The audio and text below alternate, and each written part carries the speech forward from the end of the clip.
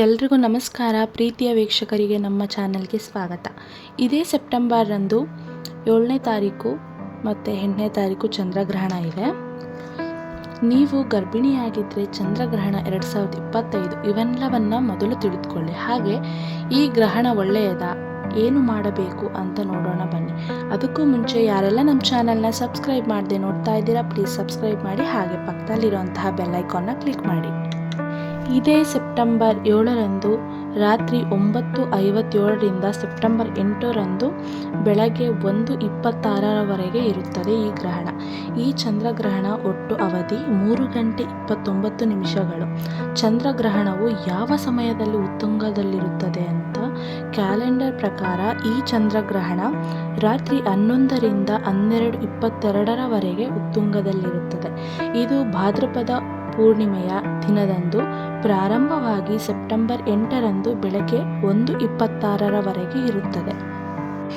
ಈ ಚಂದ್ರಗ್ರಹಣದ ಸೂತಕದ ಅವಧಿ ಯಾವಾಗ ಅಂದರೆ ಪ್ರಾರಂಭವಾಗುವುದು ಚಂದ್ರಗ್ರಹಣದ ಸೂತಕದ ಅವಧಿ ಸೆಪ್ಟೆಂಬರ್ 7ರಂದು ಮಧ್ಯಾಹ್ನ 12:57ಕ್ಕೆ ಪ್ರಾರಂಭವಾಗುತ್ತದೆ. ಗ್ರಹಣ ಮುಗಿದ ತಕ್ಷಣ ಸೂತಕ ಅವಧಿಯು ಕೂಡ ಮುಗಿಯುತ್ತದೆ. ಚಂದ್ರಗ್ರಹಣದ ಸಮಯದಲ್ಲಿ ಏನು ಮಾಡಬೇಕು ಅಂತ ನೋಡೋಣ. ಧಾರ್ಮಿಕ ನಂಬಿಕೆಯ ಪ್ರಕಾರ ಚಂದ್ರಗ್ರಹಣದ ಸಮಯದಲ್ಲಿ ಆಹಾರವನ್ನು ಬೇಯಿಸಬಾರದು, ಹಾಗೆ ತಿನ್ನಬಾರದು ಅಂತ ಹೇಳ್ತಾರೆ. ಈ ಸಮಯದಲ್ಲಿ ಸೂಜಿ, ಕತ್ತರಿ ಮತ್ತು ಚಾಕು ಮುಂತಾದ ಯಾವುದೇ ಚೂಪು ವಸ್ತುಗಳನ್ನು ಬಳಸಬಾರದು. ಹಾಗೆ ಈ ಗ್ರಹಣದ ಸಮಯದಲ್ಲಿ ಪೂಜೆಯನ್ನು ಮಾಡಬಾರದು. ನಂತರ ಭಾರತದಲ್ಲಿ ಚಂದ್ರಗ್ರಹಣ ಎಲ್ಲಿ ಗೋಚರವಾಗುತ್ತದೆ ಎಂದರೆ, ಭಾರತ ಸೇರಿದಂತೆ ಪ್ರಪಂಚದ ಹಲವು ಭಾಗಗಳಲ್ಲಿ ಚಂದ್ರಗ್ರಹಣ ಗೋಚರಿಸುತ್ತದೆ. ನಮ್ಮ ಭಾರತದಲ್ಲಿ ಈ ಗ್ರಹಣವು ದೆಹಲಿ, ಮುಂಬೈ, ಕೋಲ್ಕತ್ತಾ, ಪುಣೆ, ಲಕ್ನೋ, ಹೈದರಾಬಾದ್ ಮತ್ತು ಚಂಡೀಗಢದಲ್ಲಿ ಗೋಚರಿಸುತ್ತೆ. ಇದಲ್ಲದೆ ಆಸ್ಟ್ರೇಲಿಯಾ, ಉತ್ತರ ಮತ್ತು ದಕ್ಷಿಣ ಅಮೆರಿಕ, ನ್ಯೂಜಿಲ್ಯಾಂಡ್ ಮತ್ತು ಅಂಟಾರ್ಟಿಕಾ ಕೆಲವು ಭಾಗಗಳಲ್ಲಿ ಗ್ರಹಣ ಗೋಚರಿಸುತ್ತದೆ. ಇದು ವರ್ಷದ 2ನೇ ಮತ್ತು ಕೊನೆಯ ಚಂದ್ರಗ್ರಹಣವಾಗಿದೆ. ಈ ಸಮಯದಲ್ಲಿ ಚಂದ್ರನು ಕೆಂಪು ಬಣ್ಣದಲ್ಲಿ ಗೋಚರಿಸುವುದರಿಂದ ಇದನ್ನು ರಕ್ತಚಂದ್ರ ಎಂದು ಕರೆಯಲಾಗುತ್ತೆ. ಈ ಗ್ರಹಣದ ಸಮಯದಲ್ಲಿ ಗರ್ಭಿಣಿಯರು ಏನೆಲ್ಲ ಮಾಡಬೇಕು ಅಂತ ನೋಡೋಣ ಬನ್ನಿ. ನಮ್ಮ ಪೂರ್ವಜರ ನಂಬಿಕೆಯ ಪ್ರಕಾರ ಗರ್ಭಿಣಿಯರು ಬರಿಗಣ್ಣಿನಿಂದ ಚಂದ್ರಗ್ರಹಣನ ನೋಡಬಾರದು. ಹಾಗೆ ಚಂದ್ರಗ್ರಹಣನ ನೋಡಿದರೆ ಮಗುವಿನ ಆರೋಗ್ಯದ ಮೇಲೆ ಪರಿಣಾಮ ಬೀಳುತ್ತೆ. ಹಾಗೆ ಗ್ರಹಣದ ಸಮಯದಲ್ಲಿ ಗರ್ಭಿಣಿಯರು ಚಾಕು, ಚೂರಿ, ಕತ್ತರಿ, ಚೂಪಾದ ವಸ್ತುಗಳನ್ನು ಬಳಸಬಾರದು.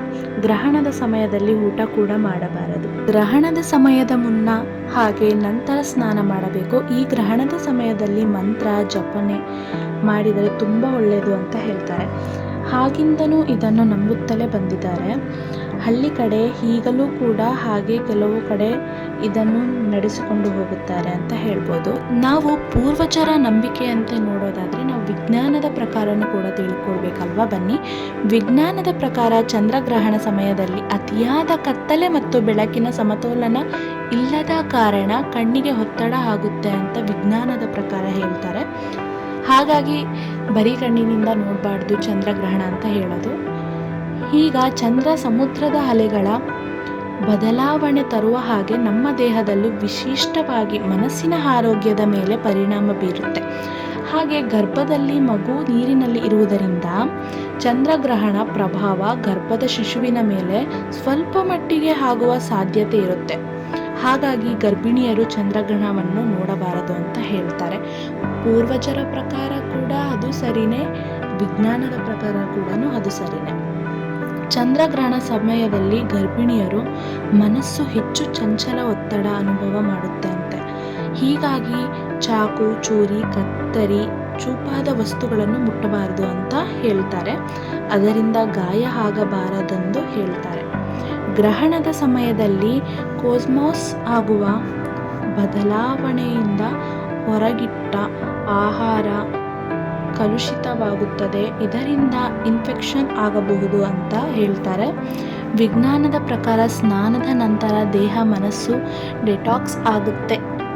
ಹಾಗಾಗಿ ಮೊದಲೇ ಸ್ನಾನ ಮಾಡಿದರೆ ತುಂಬ ಒಳ್ಳೆಯದು.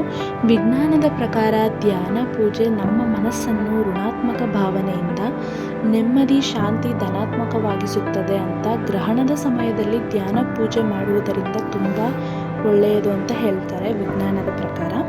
ನಮ್ಮ ಪುರಾತನ ನಮ್ಮ ಹಿರಿಯರ ನಂಬಿಕೆ ಹಾಗೆ ವಿಜ್ಞಾನದ ಪ್ರಕಾರ ನಡೆದುಕೊಳ್ಳೋದು ತುಂಬ ಒಳ್ಳೆಯದು. ಕೆಲ ಜನರು ಇದನ್ನು ಪಾಲಿಸುತ್ತಾರೆ, ಹಾಗೆ ಕೆಲವರು ಇದನ್ನು ತಾತ್ಕಾಲಿಕ ಅಂದುಕೊಳ್ಳುತ್ತಾರೆ. ನಮ್ಮ ಆರೋಗ್ಯ ನಮ್ಮ ಕೈಯಲ್ಲಿ ಇರಬೇಕು. ಎಲ್ಲರೂ ಹೇಳೋದು ನಿಜ, ನಮ್ಮ ಹಿರಿಯರು ಹಾಗೆ ಪೂರ್ವಜರು ಹೇಳೋದೆಲ್ಲ ಒಳ್ಳೆಯದಕ್ಕೆ ಅಂತ. ಆಗಿನ ಕಾಲದಲ್ಲಿ ಈ ವಿಜ್ಞಾನದ ಬೆಳವಣಿಗೆ ಇರಲಿಲ್ಲ. ಎಲ್ಲರೂ ಪೂರ್ವಜರ ನಂಬಿಕೆಯ ಅನುಸಾರ ಅವರ ಸೂಚನೆಗಳನ್ನು ನಡೆಸಿಕೊಂಡು ಬಂದಿರುತ್ತಾರೆ. ಯಾರೆಲ್ಲ ಗರ್ಭಿಣಿಯರು ಇದ್ದೀರೋ ದಯಮಾಡಿ ಈ ಒಂದು ಸಲಹೆಗಳನ್ನು ಪಾಲಿಸಿ. ನಿಮ್ಮ ಆರೋಗ್ಯ ಮೊದಲು ನಿಮ್ಮ ಕೈಯಲ್ಲಿರಲಿ. ಈ ಚಂದ್ರಗ್ರಹಣದ ಪೂರ್ತಿ ಕಂಪ್ಲೀಟ್ ಡೀಟೇಲ್ಸ್ನ ನಾನು ನಿಮಗೆ ತಿಳಿಸ್ಕೊಟ್ಟಿದ್ದೀನಿ. ಈ ವಿಡಿಯೋ ಇಷ್ಟ ಆಗಿದ್ದರೆ ಪ್ಲೀಸ್ ಲೈಕ್ ಮಾಡಿ, ಶೇರ್ ಮಾಡಿ, ಕಮೆಂಟ್ ಮಾಡಿ. Thank you for